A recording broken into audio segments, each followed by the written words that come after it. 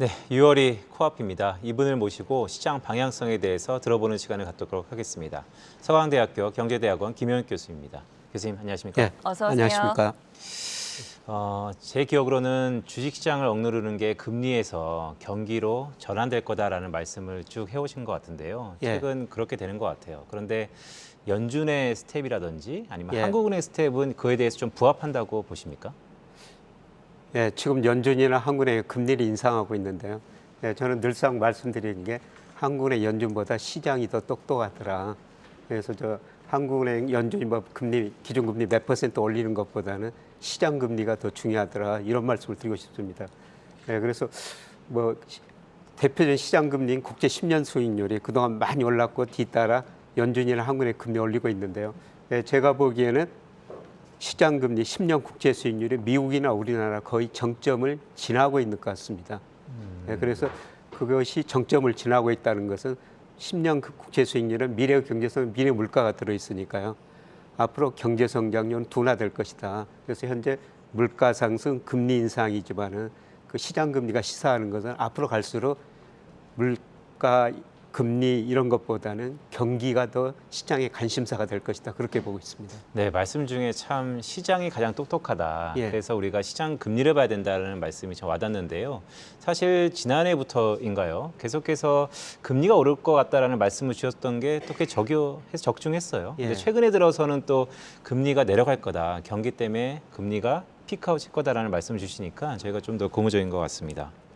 오늘 교수님 나오신다 그래서 많은 분들이 오매불만 기다리시더라고요. 그만큼 시장에 대한 정확한 분석을 해주시기 때문이 아닐까 싶은데 최근에 유독 거품에 대한 이야기를 많이 하셔서 지금 개인적으로 저는 많이 빠졌다고 생각을 하는데 아직도 거품이 좀 남아있다라고 보시는 건가요? 예, 채권 시장 거품이 많이 붕괴된 것 같습니다. 네. 예를 들어 가지고 미국 10년 국채 수익률이 2020년 2월에 그때 코로나 그 무렵에 0.54%까지 떨어졌거든요. 근데 최근에 3.1%, 그리고 2.8% 안팎에서 움직이고 채권 시장은 거품이 붕괴된 것 같고요. 예, 주식 시장에서도 많이 거품이 붕괴된 것 같습니다. 예, 우리나라나 미국이나 지금 제가 여러 가지 경제 지표로 평가해 보면 거의 적정 수준에 와 있거든요. 예, 그런데 문제는 부동산 시장이라는 겁니다. 예, 부동산 시장은 아직 거품 상태고요. 전혀 거품이 해소되지 않았거든요. 그래서 부동산 시장 거품이 해소되면은 내년에 경기가 침체에 빠지고, 예, 그러면 경제 지표가 나빠지니까 주가도 한 단계 더 떨어질 수 있다. 그래서 대표적으로 미국 나스닥 지수가 러시아 주가보다 최근에 더 많이 떨어진 적이 있었는데요. 네. 이 많이 떨어지기는 떨어졌습니다. 예, 그러나 떨어졌기 때문에 약간 반등은 할 텐데요. 이게 추세적인 상승이 아니라 내년 저는 상반기 무렵에 전 세계 경제, 특히 미국 경제가 침체에 빠지고 주가가 한 단계 더 떨어질 수 있다. 예, 그때까지는 좀 리스크 관리를 주식시장에서 하시는 게 좋지 않을까 그렇게 생각됩니다. 네, 공교롭게 지난주 말미부터 우리 증시가 어쨌든 분위기가 좋은 상황에서 그럼에도 불구하고 내년 초에 경기 침체에 대해서 대비하자는 말씀을 주셨어요. 그런데 미국이 경기 침체에 간다 그러면 한국은 어떨 거라고 봅니까? 한국도 여전히 경기 침체로 따라간다고 보시는 건가요? 예, 내년에 한국도 뭐 1, 2분기 정도는 마이너스 성장할 거라 보고 있습니다. 예, 미국이 세계 GDP의 지금 25% 차지하고 있고요. 미국 경제가 침체에 빠지면은 뭐 우리 대미 수출 물론 중국 비중보다는 낮습니다. 중국이 25%, 미국 15% 정도 되는데요. 예, 지금 우리가 성장 내용 보면은 내수는 안 좋고 주로 수출해서 성장하고 있는데 수출 증가세가 많이 둔화될 것이다. 예, 그리고 미국 경제가 침체에 빠지면 미국 주가가 떨어지면 아마 미국 주식형 펀드 주시장으로 자금이 안 들어올 수가 있어요. 예, 그러면은 외국인들이 제가 올해는 뭐 5월 이후로 외국인이 환율 떨어지면서 주식을 사면서 우리 주가도 반등할 것이다. 지난번에 나와서 이런 말씀을 드렸습니다만은 아마 내년에는 다시 한번 또 외국인이 팔 수 있을 것 같습니다. 그래서 주가가 떨어지고 뭐 집값마저 떨어지면 여기에 부의 효과가 나타나죠. 소비도 줄어들고 아마 내년 우리 경제도 한 1분기, 2분기 정도는 저는 마이너스 성장할 수 있다고 보고 있습니다. 최근에 나온 책을 보니까 시대에 당하지 말아라 이렇게 조언을 하셨더라고요. 여기에 저희가 투자자들이 좀 인사이트를 얻자면 과연 저점은 어디인가에 대해서도 전략이 필요할 것 같은데요. 미국뿐만이 아니라 코스피 코스닥 저점 매수 구간은 어느 정도라고 보십니까? 예, 저는 이제 경기가 수축 국면에 들어서고 있다고 보고 있거든요. 특히 우리 경기 보니까 오늘 아침에 통계청 산업활동 동향 발표했는데요. 그 동행지수 순환 변동치라는 게 현재의 경기를 나타내는 대표적인 지표거든요. 2005년 5월부터 계속 올라가지고 2월까지는 올랐어요. 근데 3월, 4월 두 달 연속 하락했거든요. 이게 하락하면은 지난 11번 순환 보면 평균적으로 19개월 하락했어요. 그러니까 경기 수축 국면 이제 초기라는 것이죠. 이렇게 보면은 뭐 주가는 오르기는 힘들고요.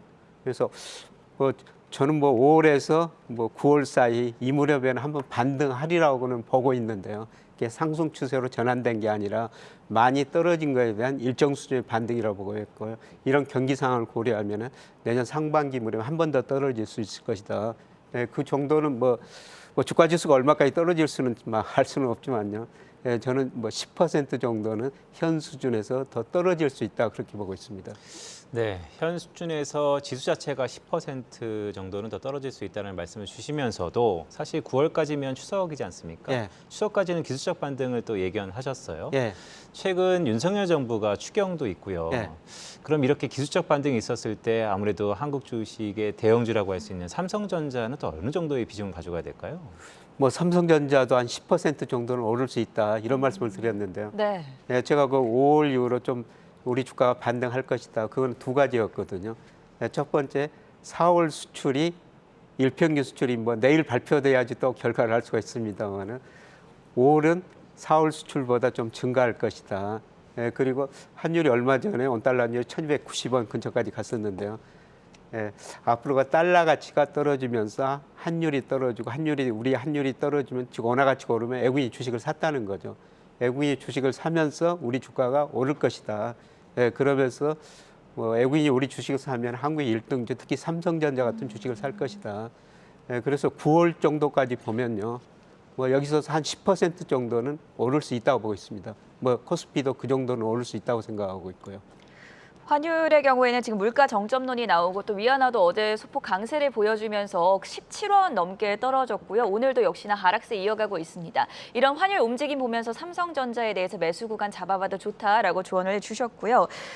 언젠가부터 이제 주택 시장에 대한 분석을 폭넓게 다루고 계신데 주택 시장의 하락은 조금 더 비관적으로 보시는 것 같습니다. 어떤 측면에서 그럴까요? 예, 미국이나 우리나라 주택 시장에 엄청난 거품이 제가 보기에는 발생한 것 같습니다. 예, 주택 시장 거품 여부를 판단할 때 소비자 물가 그다음에 소득 대비 집값이 얼마나 올랐느냐, 그러면 렌트 대비 얼마나 올랐느냐, 뭐 이런 세 가지로 평가하면요, 미국이나 우리나라 40% 내지 50% 정도 가대평가됐어요. 예, 이것들이 해소돼야 된다는 거죠. 예, 그런데 제가 부동산이라는 게 가격이라는 게 주식보다 한 번 저 순환 사이클이 추세가 있어요. 예, 그 추세를 구해 보니까 예, 꺾이고 있거든요. 그래서 추세가 한번 꺾이면은 상당히 오래 가더라. 예, 그리고 자산 가격이라는 건 저는 연착륙이 없다고 생각하고 있습니다. 지금 우리 주가가 보여졌지 않습니까? 제가 일평균 수출 금액 가지고 주가를 평가하는데 작년 4월에는 한 40% 정도 가대평가됐어요. 네. 지금 저평가 영역이 들었었는데요. 주가도 그 정도, 집값도 그 정도 가대평가됐다는 거죠. 떨어질 때는 펀더멘털 이하로 떨어질 수도 있다는 겁니다. 예, 그래서 지금 채권 시장 거품이 발생했다가 많이 붕괴됐고요. 채권 시장은 제자리 온 것 같습니다. 예, 지금 주시장이 거품이 붕괴되는 과정이고 이제 남은 게 부동산 시장이라는 겁니다. 그래서 세 가지 자산 중 지금 채권은 사셔도 되는데 예, 저는 부동산 비중은 지금 혹시라도 자산 배분을 하신다면은 많이 줄여야 될 때가 아닌가 그렇게 생각합니다. 교수님 말씀을 쭉 들어보니까 사실 채권, 주식, 부동산 이 예. 세 가지만 놓고 봤을 때 채권은 이미 거품이 조금 빠졌으니 예. 지금은 조심스럽지만 담을 때다라는 말씀 주셨고 주식은 아직은 변동성 구간이다 보니까 일단은 좀 지켜보자. 예. 하지만 불안감이 있다는 말씀 주시면서 부동산은 아직 거품이 깨지지도 않았다. 예, 이제 맞습니다. 좀 비관적으로 보자는 말씀 주셨어요. 예. 근데 부동산이 있지 않습니까? 예. 우리 가게에 차지하는 비중이 워낙 크고 예. 국가 경제 전반적인 근간을 떠받치고 있기 때문에 지난 2008년처럼 꺾어질 거라고 보세요? 아니면 그 어느 정도 중간 수준에서 수렴할 거라고 보세요? 저는 그때보다도 지금 거품이 미국이나 우리나라보다 우리나라도 더 심각하다고 보고 있거든요. 부동산 관련해서요. 예, 뭐 떨어지면은 그 이상 떨어질 수 있다고 보고 있습니다. 예, 그런데 말씀하시는 것처럼 사실 우리 가계 자산 중에서 예, 부동산 비중이 너무 높죠. 예, 통계청 한국은행 뭐 가계 복지조사 결과 이런 거 발표하는데 보니까요. 뭐 작년 기준으로 실물 자산 주로 부동산이죠. 77%나 됩니다. 예, 특히 50대 후반 이분들은 80% 이상이 부동산이거든요. 어떻든 이거를 저는 좀 유동화하는 시점이 아닌가 그렇게 좀 보고 있습니다. 참 부동산을 유동한다라는 게 여러 가지 뭐 영목이지도 있을 수 있고 사실 연령대마다 이렇게 온도차는 좀 있을 것 같습니다. 예, 맞습니다. 자, 이럴 때일수록 그러면 포트폴리오의 전략이 좀 중요할 것 같은데 예. 전반적으로 어떻게 해야 되는 겁니까? 저는 지금 뭐 세 가지 자산, 채권, 주식, 부동산. 뭐 단기적으로는 주식 비중 좀 늘려도 되는데요. 이거는 향후 몇 개월이다. 예, 지금은 자산 중에서 채권 비중을 많이 늘려야 된다. 근데 우리 가계 자산 중에서 채권 비중이 2.3%밖에 안 되고요. 굉장히 적거든요. 예, 그리고 채권은 뭐 사실 투자하면 굉장히 이거 지루하죠. 변동성이 어렵기도 적으니까. 하고. 예. 예, 그런데 금리라는 게 한 번 떨어지면 또 상당히 오랫동안 떨어지거든요. 예, 지금 채권 사시면은 뭐 이자 수익도 올릴 수 있지만은 예, 저는 시세 차익도 올릴 수 있는 시기이기 때문에 뭐 자산 중에서 세 가지 자산 중에서 보면은 뭐 채권 비중을 좀 더 늘리시는 게 지금 이 시기에는 가장 바람직한 투자 전략이 아닌가 이렇게 생각됩니다. 네, 이 시기에는 채권을 조금은 늘리자라는 말씀을 주셨습니다. 하지만 교수님, 우리가 장중 방송이에요. 예. 그러다 보니까 사실 주식에 투자하시는 분들이 많이 보고 있습니다. 아까 시기가 짧지만 주식의 기술적 반등을 말씀하셨어요. 그렇다면 다양한 ETF도 있지 않습니까? 예. 최근 같은 인플레이션에 또한 속성이 바뀌고 있고 예. 이러한 3개월 정도의 투자 전략이라면 글쎄요, 인플레이션과 결부해서 어떤 전략이 좀 나올 수 있을까요? 저는 뭐 3개월 정도는 앞으로 주가가 오를 것이다 이렇게 보기 때문에 외국인 주식을 살 것이다 예, 그렇게 봤기 때문에 뭐 삼성전자 같은 주식 좀 굉장히 주로하고 있습니다. 움직이고 있습니다만은 뭐 이때 좀 사셔도 한 10% 수익은 예, 낼 수 있다고 보고 있고요. 예, 그리고 방금 전에 그 원자재 가격 앞에 전문가가 말씀하시면 저는 원자재 전문가는 아닌데요. 네. 예, 저는 곡물 가격은 뭐 지금 많이 올라가서 조정을 보일 수 있으면 장기적으로 오르리라 보고 있고요. 예, 그런데 유가에 대해서는 좀 저는 다른 생각을 가지고 있어요. 예, 내년에 앞서 말씀드렸습니다만 전 세계 경제가 침체에 빠질 것이다. 예, 그러면 유가 원유 수요가 줄어들 수밖에 없거든요. 그래서 저는 유가는 거의 지금 정점 무렵에 있다. 앞으로 떨어질 가능성이 상당히 높다. 특히 과거 통계를 보면요. 우리 주가가 떨어지면 일정한 시차를 두고 유가가 떨어졌어요. 우리 주가가 떨어진다는 것은 우리 수출 증가율이 앞으로 갈수록 둔화된다는 겁니다. 우리 GDP에서 수출이 44%나 차지하니까요. 그래서 우리 주가 떨어지고 세계 성장률 낮아지고 유가가 떨어지는 경향이 과거에 많았었거든요. 저는 앞으로도 그런 국면이 진행되리라고 보고 있습니다. 네, 한국의 사실 수출이 전 세계 모든 경기 지표 중에서 가장 빠른 예. 선행 지표니까 그렇게 시차 관계가 있다는 말씀 주셨습니다. 마지막 질문 좀 드릴게요. 사실 매우 중요한 것 같습니다. 지금 유가는 피크아웃 가능성을 언급하셨고요. 농산물 가격은 꾸준히 상승할 거다라는 말씀을 주셨어요. 예. 자, 그렇다면 인플레이션은 어떨 것 같으세요? 미국의 경우는 지난 3월이 전년 동월 대비로 고점이었다고 생각하고 있고요. 예. 그리고 지금 4월 좀 상승률이 낮아졌지 않습니까? 우리는 뭐 다음 주에 5월 소비자 물가가 발표되는데 하는 총재가 이야기했던 것처럼 한 5%를 약간 넘을 것 같아요. 우리는 저는 6월이 고점이라고 보고 있습니다. 예. 그리고 상승률은 계속 하반기로 갈수록 둔화되는데 둔화 속도가 문제죠. 근데 미국은 뭐 12월 가면은 한 4.5% 정도.